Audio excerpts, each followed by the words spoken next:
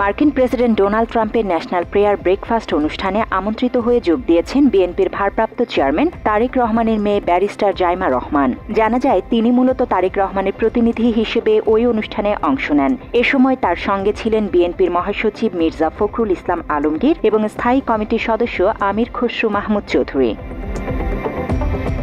এই অনুষ্ঠানটি বৃহস্পতিবার স্থানীয় সময় সকাল 7টায় মার্কিন প্রেসিডেন্টের বাসভবন হোয়াইট হাউসে শুরু হয় এবং দুপুর 2টা পর্যন্ত চলে।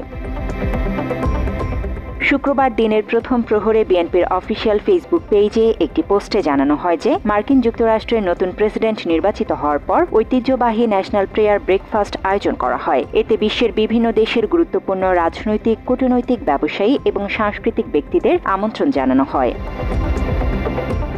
এই অনুষ্ঠানটি প্রতি বছর অনুষ্ঠিত হয় এবং এটি যুক্তরাষ্ট্রের প্রেসিডেন্টের ক্ষমতা গ্রহণের প্রথম 100 দিনের মধ্যে আয়োজন করা হয়, যেখানে তারা বিশ্বের গুরুত্বপূর্ণ ব্যক্তিদের সম্মানে প্রাতরাশ এবং নৈশভোজের আয়োজন করেন।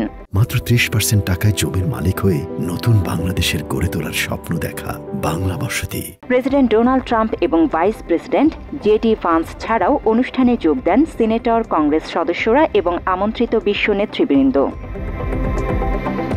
জান্নাতুল ফেরদৌস তমা, বাংলা এডিশন।